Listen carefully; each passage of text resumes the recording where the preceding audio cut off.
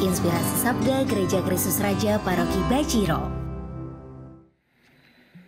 Suster, Bapak, Ibu, dan saudara-saudari Romo yang terkasih, sekali lagi selamat malam, berkah dalem.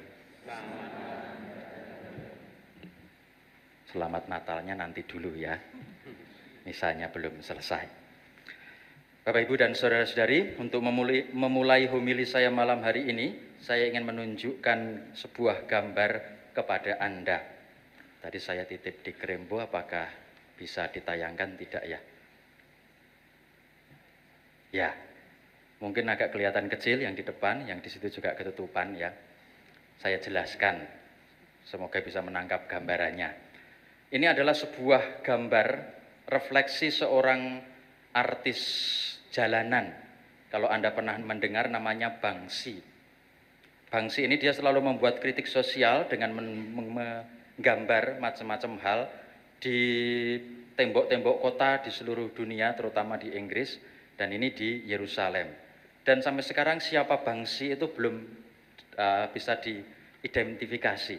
Hanya orang menyebutnya Banksy, orangnya seperti apa, kayak apa, tidak ada yang tahu. Nah, merefleksikan Natal, itu dia tahun berapa saya lupa, dia pergi ke Yerusalem, ke Tanah Suci, melihat situasi di sana, lalu dia merefleksikan Natal, kelahiran Tuhan dengan gambar ini. Itu digambarkan, yang kecil ada dua orang, itu adalah Maria dan Yosef. Yosef menuntun keledai, Maria ada di atasnya numpak keledai. Kelihatan enggak? Enggak ya? Yo, percaya saja gitu. Nanti bisa dicek di Google, silakan dicari Mary and Joseph Banksy. Banksy itu tulisannya B-A-N-K-S-Y. Itu. Ini menarik bagi saya. Jadi itu digambarkan dia ada jalan masuk ke Yerusalem, si Yosef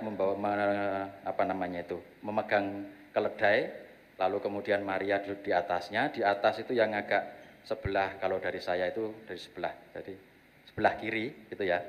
Nah, itu ada beberapa gembala. Nah, yang menarik, jalan menuju Yerusalem itu ada tembok. Jadi tidak ada jalan masuk ke Yerusalem. Maka sebenarnya judulnya ini adalah, bahasa Indonesia itu Maria dan Yosef tidak bisa masuk ke Bethlehem. Karena ada tembok besar yang mengelilingi kota Yerusalem.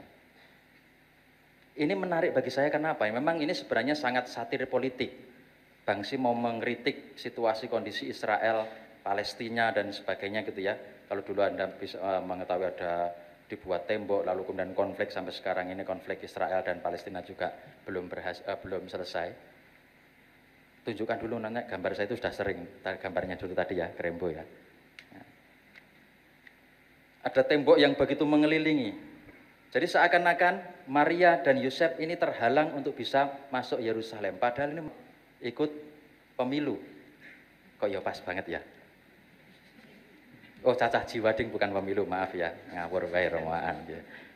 Mau cacah jiwa. Nah, karena dihalang-halangi mereka tidak bisa masuk. Nah, apa yang menarik di sini? Saya menggambarkan kalau secara politis jelas bagaimana Banksy mau mengkritik perpecahan yang ada di Tanah Suci pada waktu itu, perbedaan tidak bisa kemudian masuk, ada halangan untuk Sang Kristus, untuk Juru Selamat ini masuk ke Tanah Suci. Tetapi kalau dalam konteks zaman ini kita bisa merefleksikan tembok itu dengan segala macam hal. Tembok yang menghalangi Yesus Kristus untuk datang, untuk lahir. Bayangkan saja ketika lalu Maria dan Yosef tidak bisa masuk ke Yerusalem, ya di mana mereka akan melahirkan? Mungkin di jalan menuju Yerusalem, mungkin di tempat lain. Seakan-akan ada tembok yang begitu menghalangi sehingga kemudian Yesus, keluarga kudus, Yosef dan Maria tidak bisa masuk ke Tanah Suci. Suster, Bapak, Ibu, dan saudara-saudari yang terkasih, Natal itu kan kita mau menyambut kehadiran Sang Kristus, kehadiran Juru Selamat. Gambar ini merefleksikan dalam diri kita semua. Apakah sebenarnya kita ini juga sudah layak untuk menyambut dan juga sudah mempersiapkan diri untuk menyambut kehadiran Tuhan? Atau jangan-jangan kita membangun tembok-tembok yang tinggi sehingga Yesus tidak bisa hadir dalam diri kita. Mungkin secara penampakan luar kita bisa merayakan bersama Natal, kita bergembira bersama dalam suasana Natal. Tetapi apakah esensi Natal? Apakah kebahagiaan Natal sungguh-sungguh kita rasakan bersama? Kalau kita merunut sekian ribu tahun yang lalu, kelahiran juru selamat kita, kelahiran Tuhan kita, itu dalam situasi yang serba sederhana. Natal itu erat kaitannya dengan kesederhanaan seharusnya. Beberapa poin yang mungkin bisa kita lihat, mengikuti sensus dengan jalan kaki. Belum ada Gojek gitu ya, belum ada alat transportasi yang memadai. Lalu kemudian mau lahiran saja tidak mendapatkan tempat. Lahirnya di kandang dengan kain lampin dan di palungan. Yang menyaksikan, yang jagong bayi, itu para gembala. Ya akhirnya 3 raja datang itu setelah sekian hari. Yang datang pertama adalah para gembala. Tidak ada syukuran. Kalau sekarang kan habis bayan gitu mesti syukuran gitu ya, nyuguh. Kalau perlu itu juga nonjok. Kalau di gunung itu ada istilah tonjokan. Nonjok itu artinya kalau bukan nonjok mukul ya. Tapi kalau ada orang mau entah manten atau apa untuk ewoh gitu ya, nanti terus memberikan sesuatu kepada orang tetangganya gitu. Ditonjok penko terus teko nyumbang gitu ya. Tidak ada peristiwa itu, semua serba sederhana. Tidak ada dokter. Untung saja ya waktu itu, mungkin memang karena Tuhan itu lahirnya lancar. Langsung lahir, semua serba sederhana. Lahirnya aja tidak di rumahnya dia, di palungan. Sungguh dalam kesederhanaan. Maka sebenarnya Natal mau mengingatkan kita supaya ingat akan esensi Natal, yaitu kesederhanaan itu. Sederhana dalam segala macam hal. Dan katanya dalam diri manusia itu hal yang paling sederhana itu adalah hati. Letak kehinaan manusia itu sebenarnya ada dalam hati kita. Kenapa hati? Karena di dalam hati manusia itu memang adalah sumber kegembiraan, sumber sukacita. Tetapi hati manusia juga merupakan sumber ambisi, hawa nafsu, dan keserakahan. Maka kalau kita mau menerima Yesus dalam hati kita, itu sebenarnya kita mau menerima Allah yang begitu maha mulia, yang luar biasa dalam kerendahan hati kita, dalam kehinaan kita, dalam ketidakberdayaan kita.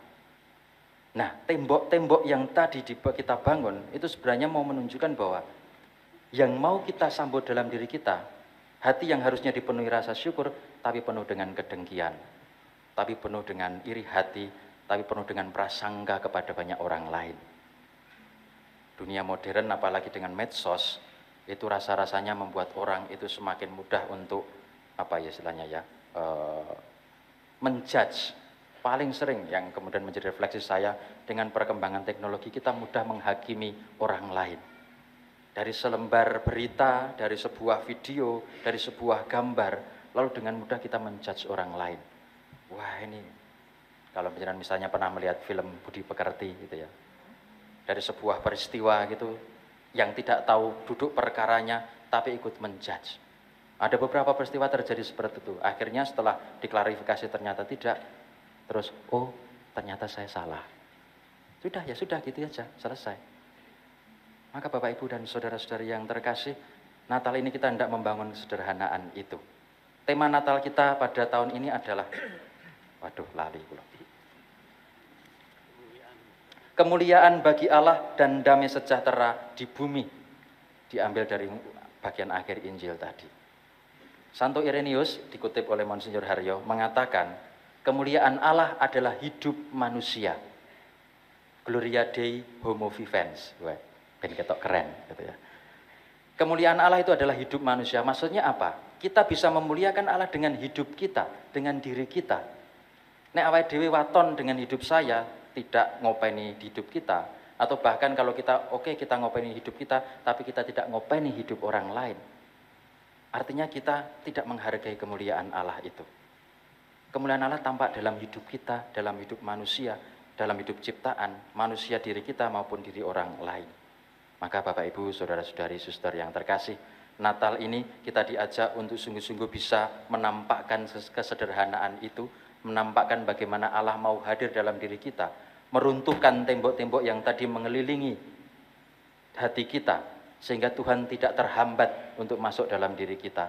Dia bisa datang, lahir dalam diri kita. Natal berarti di tempat yang paling hina itu kita mau menerima Tuhan. Natal berarti menyiapkan hati menjadi palungan bagi Tuhan. Mengikis ambisi, nafsu, dan keserakahan, menggantinya dengan kedamaian. Natal berarti mengusahakan supaya kedamaian memerintah dalam hati kita. Natal berarti memiliki hati yang sederhana, yang tetap hangat seperti tumpukan jerami pada palungan. Suster, Bapak, Ibu, Romo, saudara-saudari yang terkasih, mari kita melanjutkan perayaan Ekaristi ini sambil menyiapkan hati kita, menyiapkan diri kita, supaya Tuhan nyaman tinggal dari hati kita, supaya Tuhan mau tinggal di hati kita. Karena kalau Tuhan mau tinggal di hati kita, kita menyiapkannya, dengan demikian kita sungguh-sungguh bisa memuliakan Allah dengan hidup kita. Kalau hati kita bersih, hati kita damai, orang akan melihat kita pun akan juga dengan nyaman, dengan senang. Tidak penuh dengan angkara murka atau tidak perlu dengan kemarahan. Maka mari kita melanjutkan perayaan Ekaristi ini, kita hening sejenak, kita mohon rahmat dan kekuatan Tuhan untuk niat baik kita, menyiapkan hati kita, meruntuhkan tembok-tembok yang menghalangi Yesus datang di hati kita, supaya dengan demikian sungguh hati kita menjadi tempat Allah meraja. Kita hening sejenak.